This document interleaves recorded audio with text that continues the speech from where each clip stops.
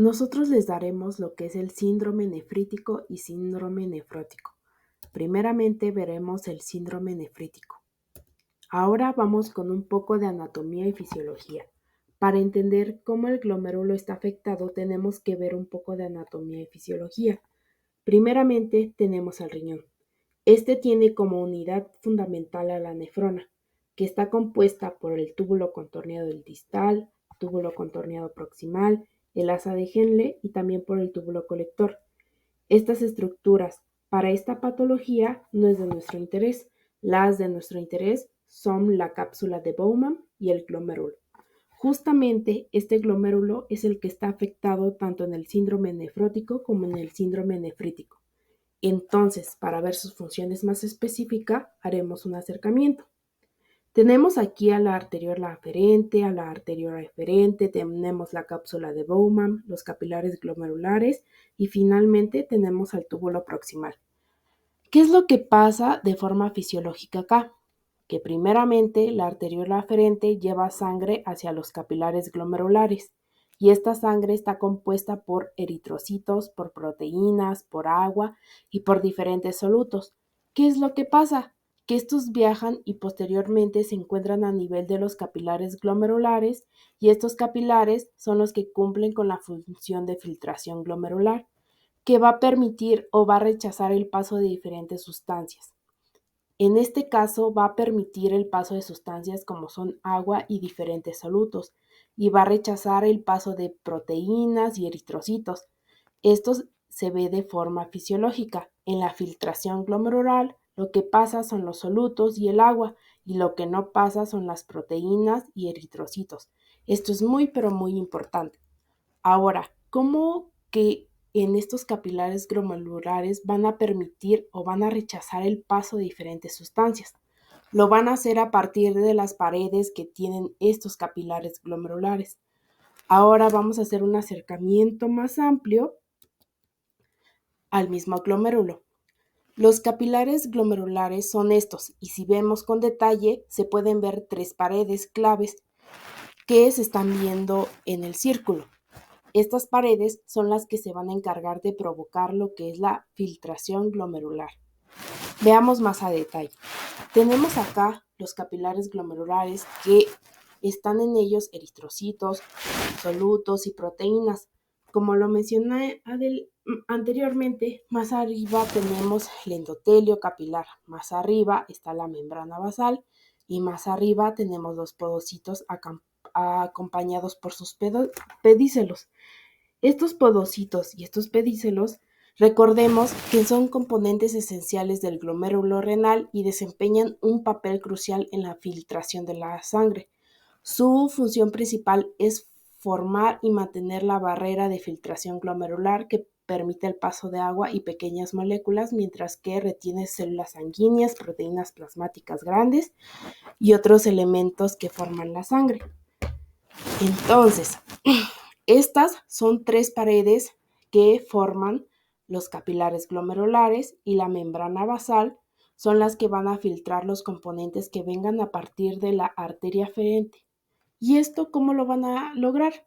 Primeramente, el endotelio capilar lo va a lograr o va a permitir el paso a través de sus fenestraciones. La membrana basal va a permitir el paso de diferentes sustancias a partir de los espacios que posee.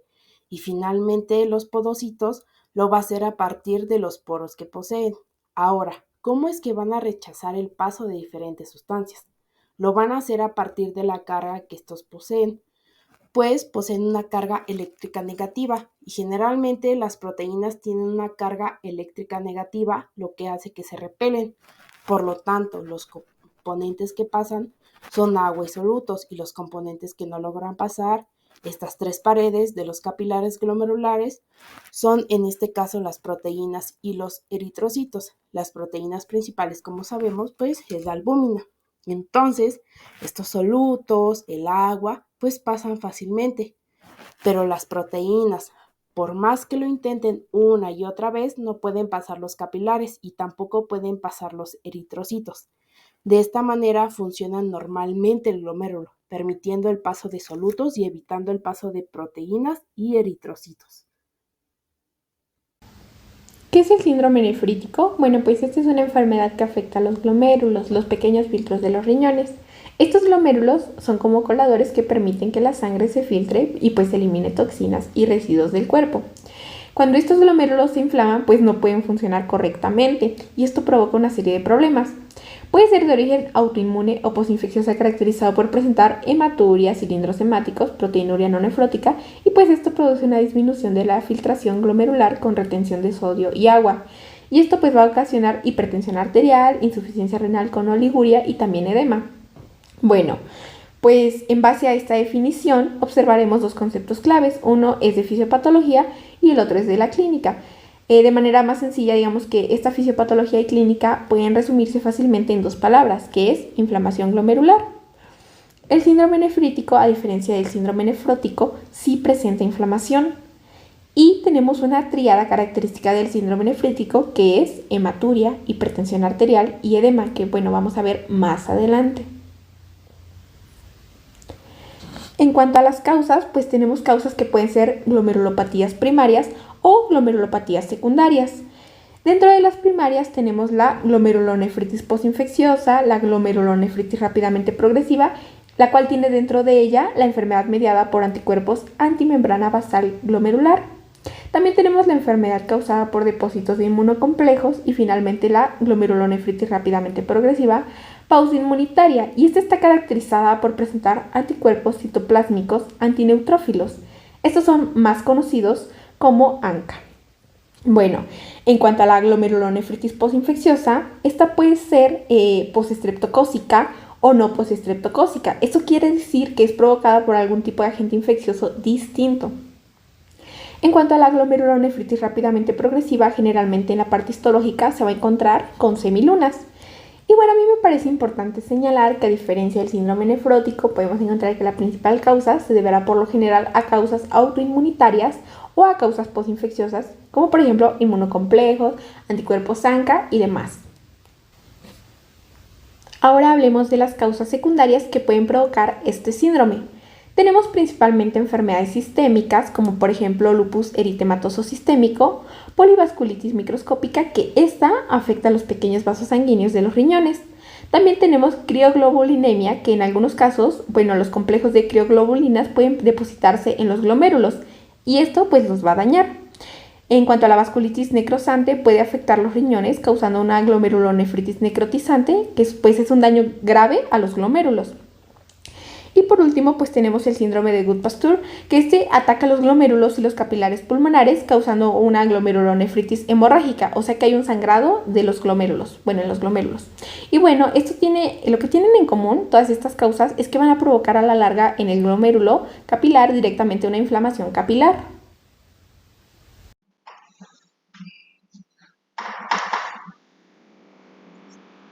La epidemiología de glomerulonefritis aguda post-streptocóxica, normalmente esas se presentan en las edades de los niños entre 5 y 12 años y también se observa en los adultos mayores de 60 años.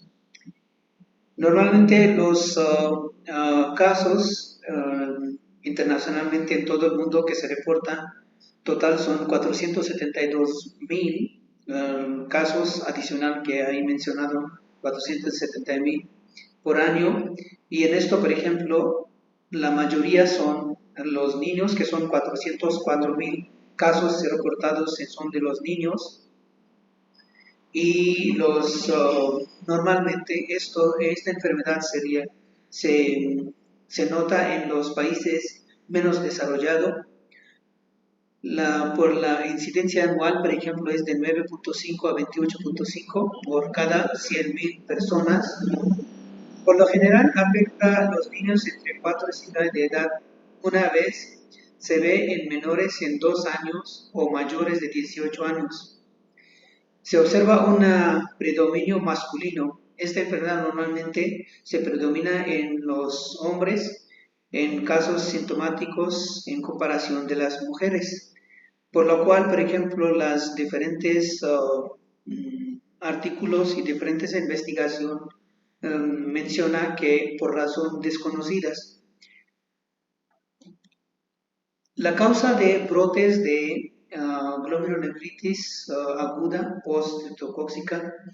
Normalmente el brote de glomerulonefritis es por la infección de las bacterias que podemos, por ejemplo, aquí pueden ver que son diferentes agentes infecciosos asociados con los glomerulonefritis aguda postinfecciosa, que son las diferentes bacterias que son Streptococcus beta hemolítico grupo ABC y Streptococcus viridans, y también Staphylococcus aureus y Epidemitis, neumococos y diferentes, la lista que ahí está mencionada.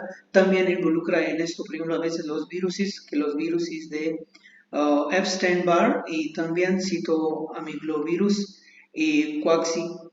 También los virus también involucra en estas infecciones los parásitos de diferente, y también los hongos.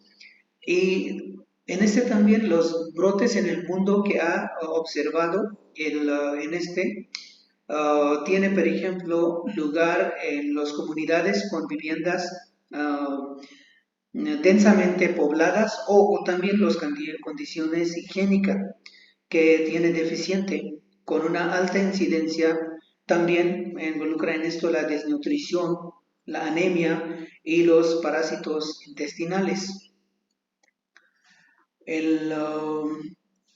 La glomerulonefritis aguda post-streptocóxica observa una fuerte variación estacional, por ejemplo, relacionada con el ambiente o con estaciones del año, la que se presenta después de infecciones del tracto respiratorio superior, faringitis y amigdalitis. Es más común en invierno y primavera, en las zonas templadas, mientras que la secundaria a infecciones de la piel se presenta en zonas más tropicales y subtropicales, con una incidencia máxima durante el verano y el otoño.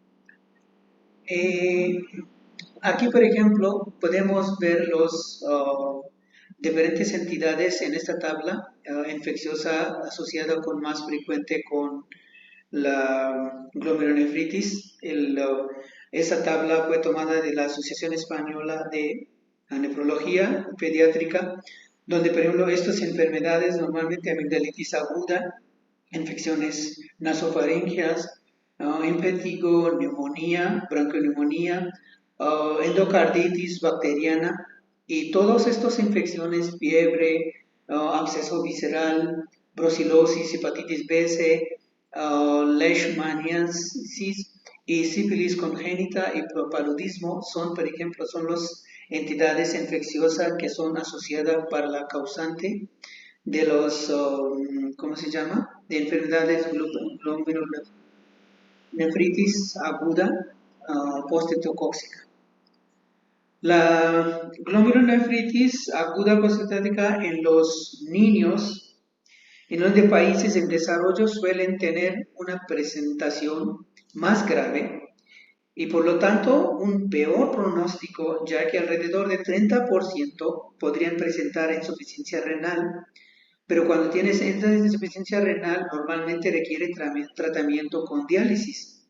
De los casos complicados, en esto y grave, menos grave, menor grave y más o menos complicado, de los 30% de ellos, por ejemplo, logrará una recuperación completa.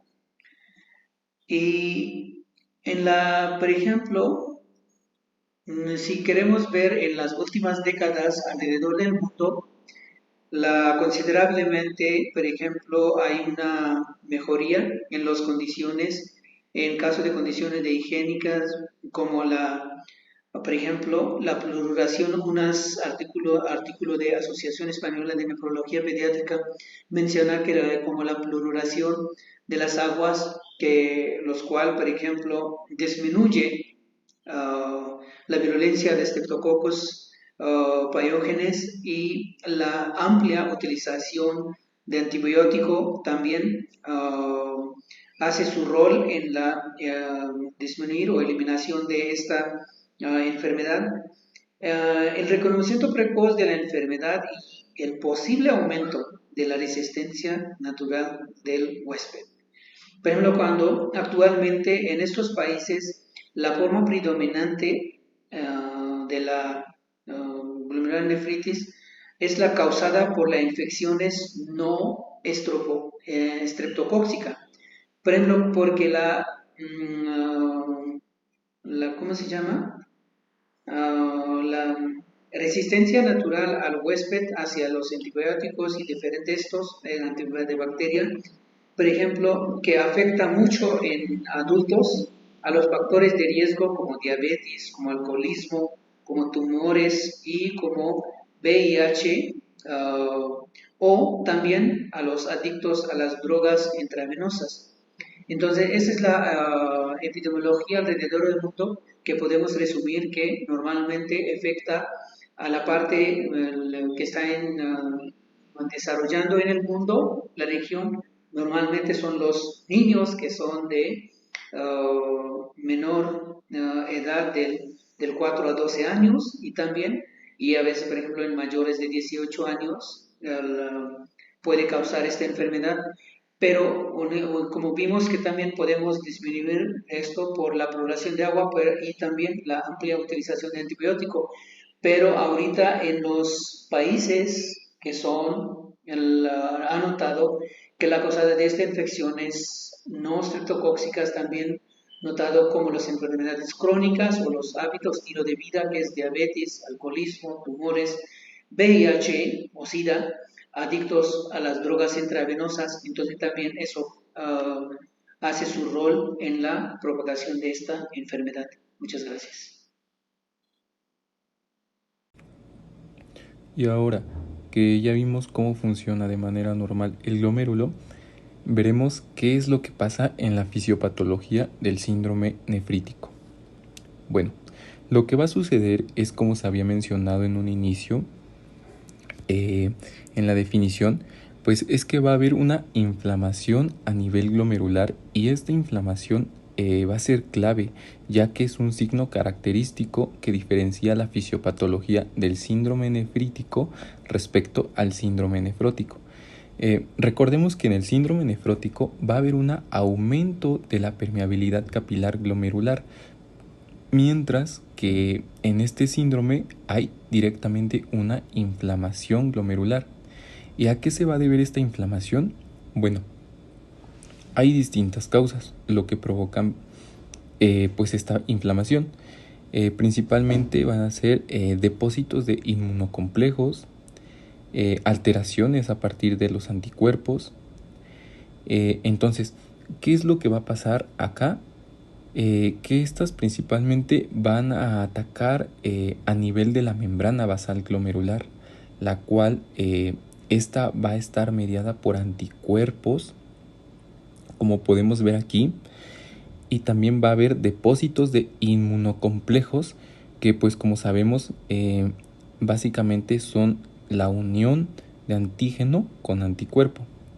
Entonces tendremos aquí diferentes anticuerpos, como por ejemplo las IgG, aunque también puede haber las IgA, y también tenemos inmunocomplejos o incluso ANCA, que estos van a ser anticuerpos citoplásmicos antineutrófilos. Y bueno, ahora, ¿qué va a provocar o qué van a provocar todos estos anticuerpos e inmunocomplejos? Bueno, lo que van a provocar básicamente va a ser una reacción inflamatoria a nivel de toda la membrana capilar glomerular. Por lo tanto, van a dañar a la misma. ¿Y cuál va a ser la parte que más va a salir afectada? Bueno, pues principalmente va a ser el endotelio, provocando una inflamación de esta manera, como podemos ver aquí en la imagen. Y al inflamarse, ¿qué es lo que va a pasar? Bueno, pues que los espacios por los que pasaban los diferentes componentes de los capilares se van a ensanchar las fenestraciones, van también a estar mucho pero mucho más grandes, y por lo tanto los elementos de los capilares, como por ejemplo los eritrocitos, los solutos, que en este caso están representados con esas bolitas amarillas, el agua, que está representada con esas bolitas blancas, y las proteínas, que están representadas con esas bolitas azules, pues van a pasar con mucho más facilidad. Entonces, veamos. Como los solutos van a pasar muy fácilmente hacia la cápsula de Bowman, aquí vemos también cómo el agua pasa muy fácilmente junto con los solutos. Y aquí es donde va a comenzar la parte patológica, ya que las proteínas ya van a pasar también por estas fenestraciones, recordando que normalmente esas no tendrían que estar pasando, pero pues ya van a empezar a pasar y van a llegar hasta la cápsula de Bowman. Pero algo importante que debemos saber es que si bien van a pasar las proteínas, no van a pasar tanto como en un rango nefrótico. Ahora, otra gran diferencia del síndrome nefrítico, que diferencia del síndrome nefrótico, es que acá sí van a pasar los eritrocitos hasta la cápsula de Bowman, y por ende después, posteriormente, pues estas van a ser eliminados a partir de la orina. Bien, veamos. Tenemos aquí primeramente a las proteínas, que como les mencioné hace un momento, van a estar representadas con esa bolita azul, que se van a encontrar en orina. ¿Y a esto cómo se le llama? Bueno, pues se le denomina como proteinuria, que va a ser la presencia de proteínas en orina. Ahora, como les mencioné hace un momento y que debemos recordar que es un dato muy importante, es que es una proteinuria no nefrótica, porque no llega a los valores nefróticos. Bien, en esta patología ya podemos observar también sangre a nivel de la orina. ¿Y cómo se le va a denominar a esto? Bueno, a esto se le va a llamar hematuria, que pues, como sabemos, pues es la presencia de sangre en orina. Y ahora que se están eliminando las proteínas a partir de la orina, ¿qué es lo que está pasando con las proteínas dentro de los capilares? Bueno, pues primero que nada, que están disminuyendo, ¿no? ¿Y cuál es la principal proteína dentro de los capilares? Bueno, pues es la albúmina. Por lo tanto, esta albúmina se encuentra disminuida. ¿Y cuál es la función de la albúmina? Recordemos que pues básicamente esta va a ser la que se va a encargar de mantener la presión oncótica, que en palabras pues digamos más simples es la que va a evitar que el líquido que se encuentra en los capilares logre salir hacia los diferentes tejidos. Y por lo tanto, si tenemos una disminución de la albúmina debido a que hay una proteinuria no nefrótica, es importante recordar esto, por ende no va a poder mantener la presión oncótica, y por lo tanto vamos a tener salida de líquido hacia los tejidos, y a esto pues se le va a denominar edema. Ahora, esta no es la única causa que puede provocar edema, como veremos a continuación. Bien, pues a causa de toda esta inflamación y a causa de toda esta eliminación de eritrocitos, proteínas y demás que expliqué hace un momento, ¿qué es lo que va a pasar? Bueno, pues que el riñón también se va a ver afectado, y pues por ende la tasa de filtración glomerular va a llegar a disminuir, y pues no se va a filtrar lo que se tiene que filtrar, y al no filtrarse de forma adecuada todo lo que debemos filtrar dentro del organismo, y que la tasa de filtración glomerular baje, ¿qué es lo que va a pasar? Bueno, pues que va a provocar algo que se le denomina como azoemia y oliguria, que en este caso la azoemia es básicamente cuando los desechos nitrogenados como la creatinina o la urea se acumulan en el cuerpo porque pues no son eliminados. En este caso la tasa de filtración glomerular ha disminuido y pues por lo tanto no podemos eliminar todos esos desechos y provoca pues lo que se le denomina como azoemia. Y por otro lado, la oliguria, que es la reducción del volumen urinario, esto se va a deber justamente pues a lo que acabo de explicar, que va a haber una disminución de la tasa de filtración glomerular y pues por lo tanto va a provocar oliguria.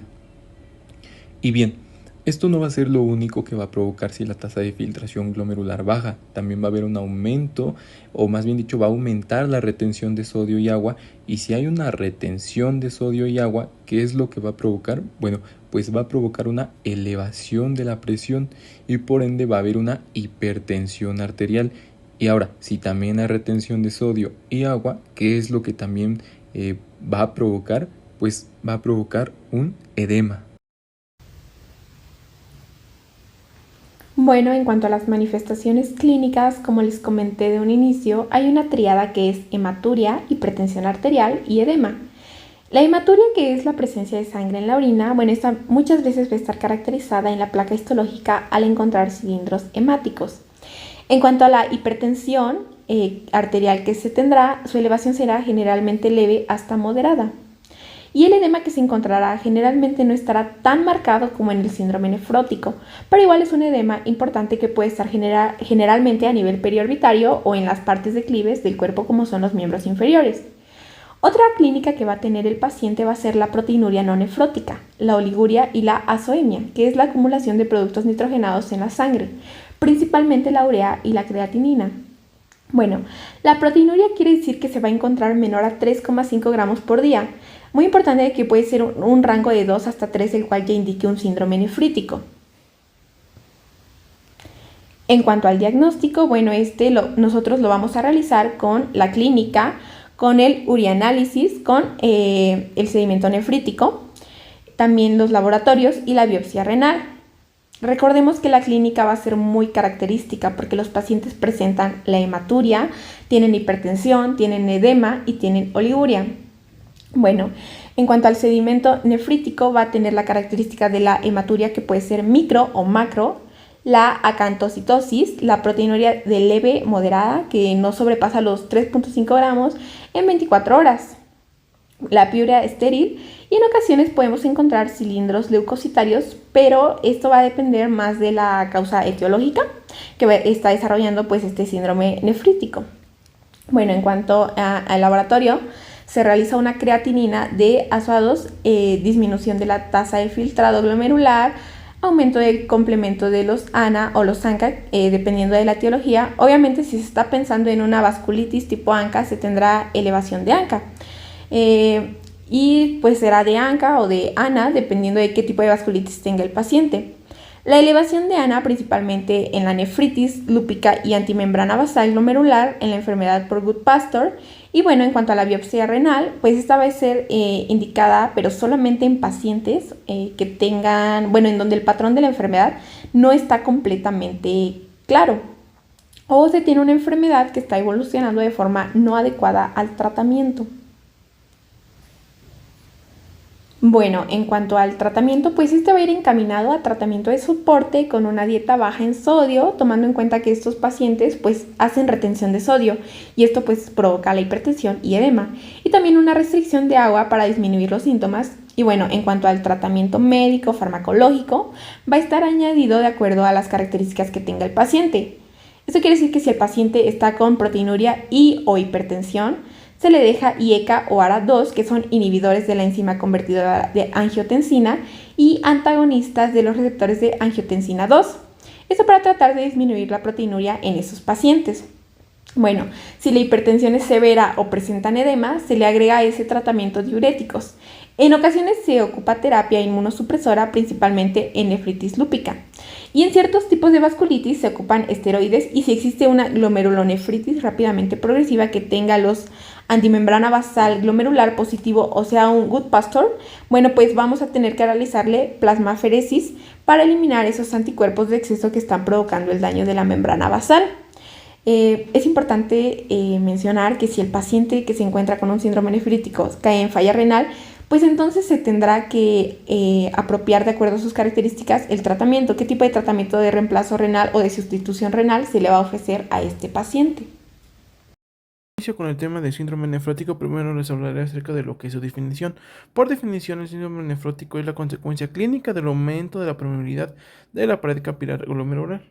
Esta es una entidad clínica definida por 5 características: proteinuria, mayor a 3.5 gramos cada 24 horas, hipoalbuminemia, menor a 3.5 gramos sobre decilitro, edema, hipercolesterolemia y lipiduria. Algo muy importante resaltar aquí es que la proteinuria mayor a 3.5 gramos cada 24 horas es el principal componente de este síndrome. También hablando de lo que son las condiciones normales, la excreción de orina de proteínas es menor a 150 hasta 300 miligramos cada 24 horas. La albumina en entra que es menor a 30 miligramos cada 24 horas.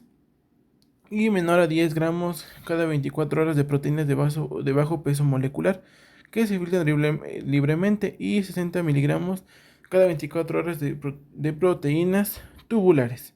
También algo muy importante a mencionar es que la hipoalbuminemia y el edema pueden estar ausentes. Yo les voy a hablar acerca de anatomía y fisiología glomerular. Del lado de izquierdo tenemos una imagen de lo que es un glomérulo, un túbulo contorneado proximal, enlaza de Henle, el túbulo contorneado distal y el túbulo colector. En este caso lo que nos llama la atención dentro de la fisiología es cómo sucede esto.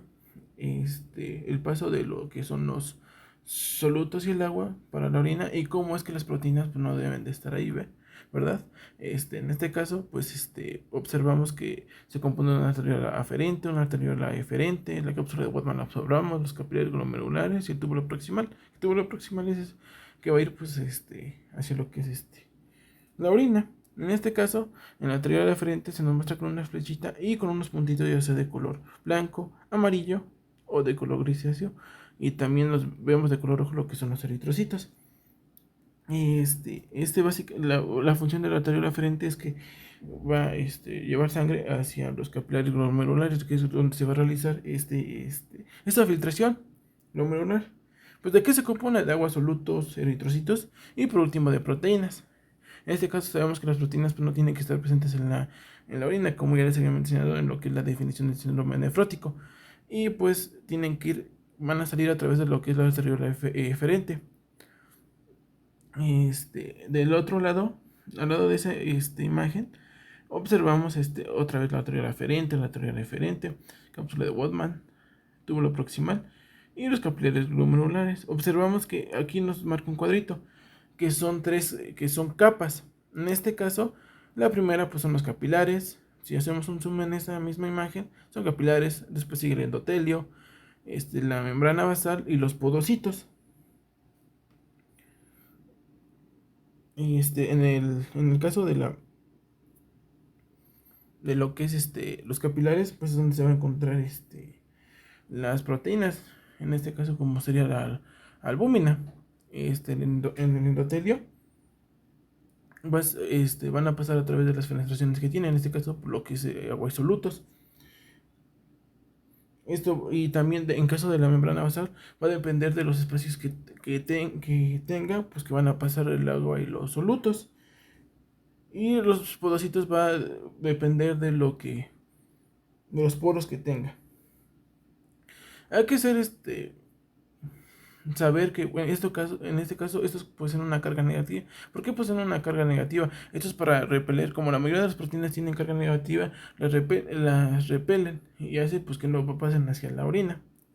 En este caso, pues de manera muy sencilla podríamos decir que agua y solutos sí, proteínas, albúmina no. Ahora vamos a la parte que realmente nos interesa, que es la fisiopatología del síndrome nefrótico. Como ya les había dicho, por definición es un aumento de la permeabilidad capilar glomerular. Ya observamos lo que es la fisiología normal en este caso. Básicamente, el aumento de esta permeabilidad capilar lo que va a causar es una lesión importante en los podocitos. ¿Y esto qué va a hacer?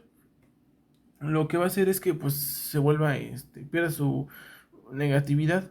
Y esto pues ¿qué va a permitir? El paso de las proteínas a lo que es la cápsula de Botman y después a lo que es pues la orina, conocido como proteinuria, que es la primera característica principal de lo que es el síndrome nefrótico. Cabe aclarar que a diferencia del síndrome nefrítico, en el nefrótico no hay ninguna inflamación. En este caso, pues sabemos que dentro de, bueno, en los capilares están la membrana basal, el endotelio, la membrana basal y los podocitos. En este caso, en los capilares, pues sabemos, aquí observamos que se encuentra agua, solutos, eritrocitos y pues lo que son las proteínas. La albúmina es la principalmente que se encuentra. En este caso, como ya hay una lesión importante en los podocitos, lo que va a hacer es que la albúmina pues va a pasar hacia lo que es la orina. Como hay pérdida de la carga negativa, no hay nada que la retenga, bueno, que la repela. Y en este caso pues pasa hacia lo que es la orina. Y en el caso de los capilares lo que va a ver pues va a ser una hipoalbuminemia. Aquí tenemos el segundo la segunda característica de lo que es el síndrome nefrótico. ¿Y cómo llegamos al edema? En el caso del edema, como hay una pérdida de la albúmina tiene una función muy importante. En este caso es que mantiene la presión oncótica. ¿Qué es la presión oncótica? Básicamente nos dice que esto, o lo que permite, o para lo que sirve la presión oncótica, es que el líquido que se encuentra dentro del torrente sanguíneo no salga hacia los tejidos. En este caso, como a falta de albúmina en el torrente sanguíneo, pues va a salir hacia los tejidos y lo que va a causar es un edema generalizado. Pero como ya les había mencionado anteriormente, la principal pues la proteinuria, que la proteinuria pues es básicamente la proteína, se expresa la proteína en lo que es la orina. Y en este caso, pues la hipoalbuminemia y el edema pues no son tan frecuentes, pero sí son características que se deben de tomar en cuenta. Ahora seguimos con lo que es siguiendo con la fisiopatología, lo que va a hacer es que el hígado, lo que va a producir en este caso, como va a haber falta de albúmina en el torrente sanguíneo, lo que va a hacer, pues él mismo va a decir, pues sabes que me falta, necesito producir más. Y esto nos va, sí va a hacer eso, pero también lo que va, de lo que se va a encargar el hígado también es de producir más lipoproteínas. Y esto nos va a llevar a unas hiperlipemias. Y que básicamente estas hiperlipemias son colesterol, ya sea HDL o LDL. En este caso, pues básicamente me lo va a llevar a lo mismo de lo que sucede en las proteínas, que va, en este caso, pues cambia, es una lipiduria, que es la pérdida de lípidos pues a través de lo que es la sangre, y es lo que básicamente consiste lo que es la fisiopatología del síndrome nefrótico. Como les mencionaba anteriormente en lo que fue la definición de síndrome nefrótico, su entidad clínica posee 5 características fundamentales. Una de estas pues es el edema, y nos menciona que dentro del cuadro clínico es la manifestación principal, que inicialmente se presenta en zonas de declive como en las extremidades inferiores y se extiende de manera ascendente hasta el área genital, la pared abdominal, incluso periorbitario. En este caso pues les traigo una imagen de lo que es un edema periorbitario, en este caso era una niña pequeña. Aquí, causado por una hipoalbuminemia profunda, el compromiso del crecimiento de las uñas, lo cual se manifiesta como discretas bandas horizontales de color blanco que van de un extremo a otro de la uña. Este se le conoce como signo de Muerk. Y observamos lo que son las uñas para que se lo vean de una manera más sencilla y así pues no se lo estén imaginando. En este caso, pues observamos en la imagen que son varias bandas blanquecinas paralelas a la lúnula en las uñas del segundo al quinto dedo de la mano izquierda en este caso, que es causada por una hipoalbuminemia profunda, por lo que es el síndrome nefrótico. También aquí les traigo una imagen de lo que es una dislipidemia grave del síndrome nefrótico. Esto favorece el depósito de lípido en el área periorbitaria, lo cual se denomina santelasma.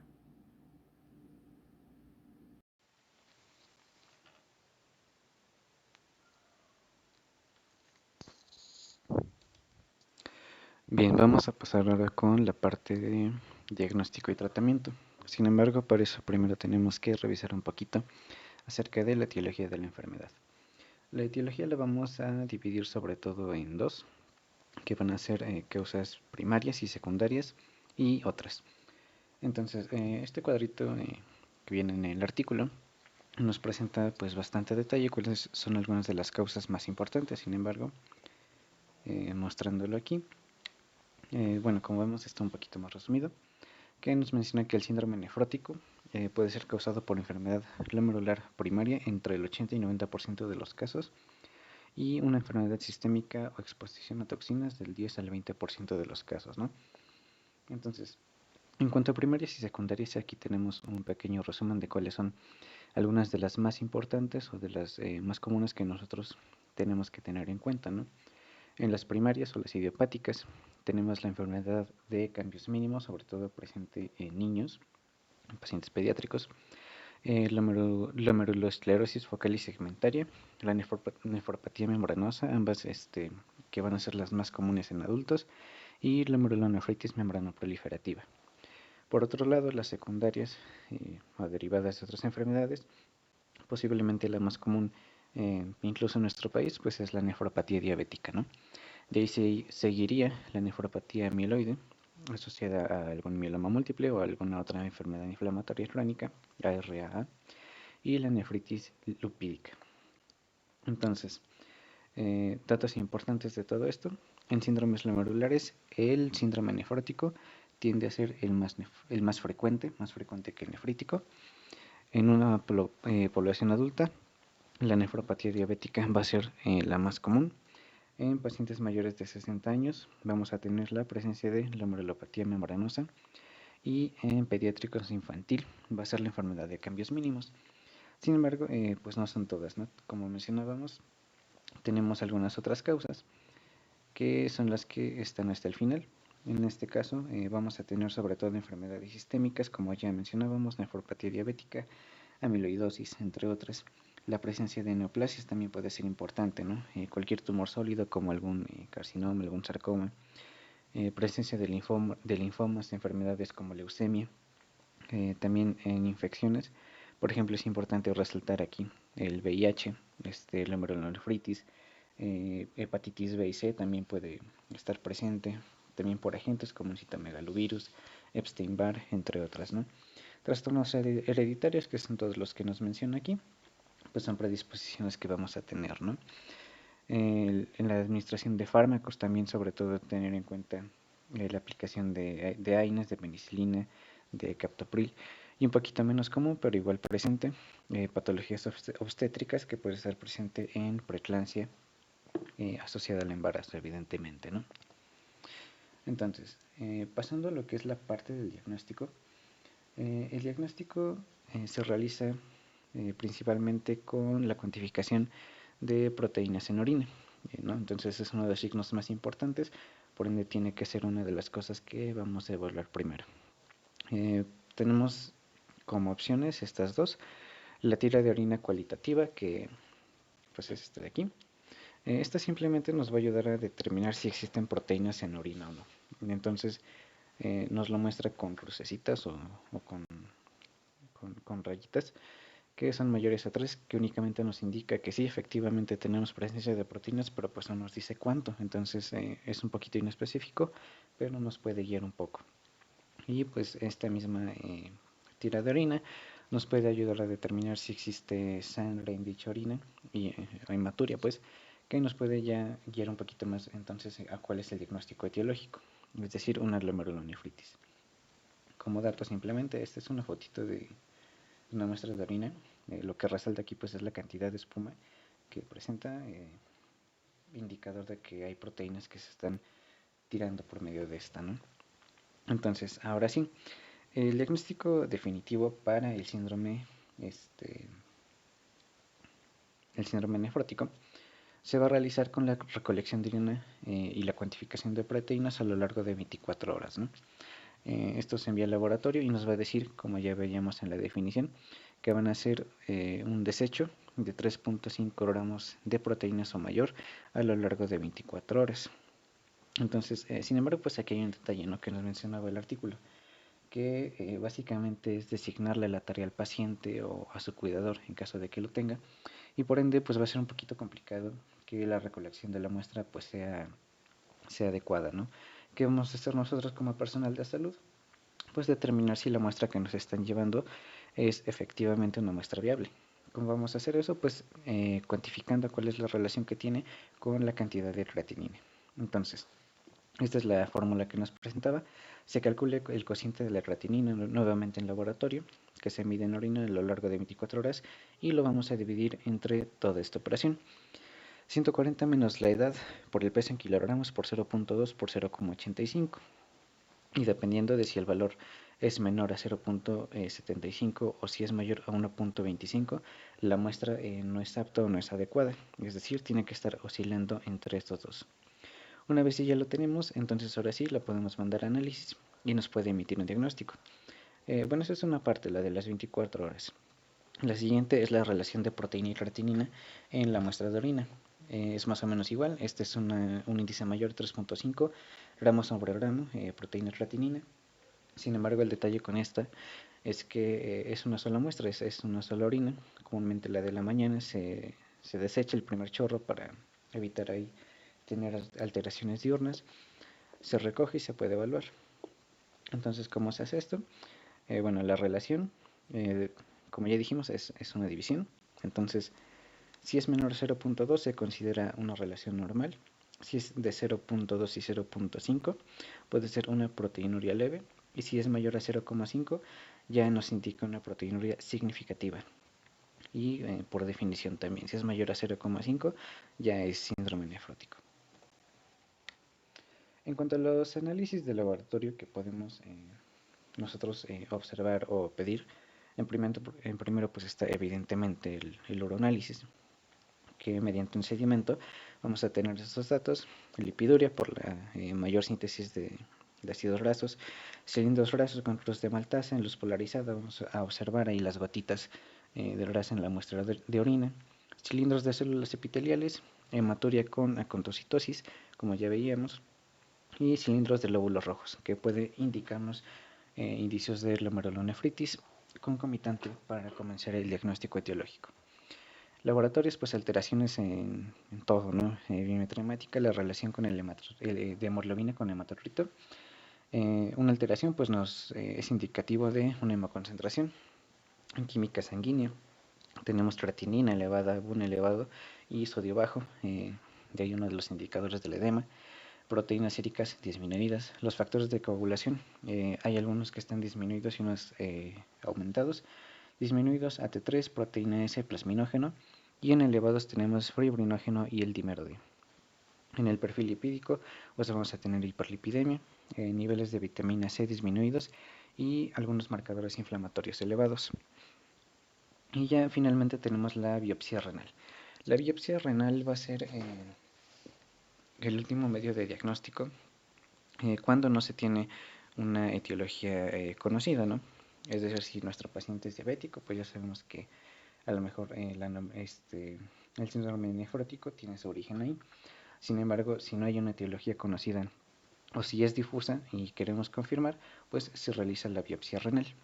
Todos los adultos con síndrome nefrótico se tienen que valorar con biopsia. Sin embargo, la biopsia va a estar reservada para pacientes pediátricos, por una parte sí, porque es muy invasiva, y por otra parte porque, como ya veíamos, la mayor incidencia que tiene en pacientes pediátricos pues va a ser con una enfermedad de cambios mínimos. Entonces, esta enfermedad de cambios mínimos, ahorita lo vemos en tratamiento, responde comúnmente a corticoides, perdón.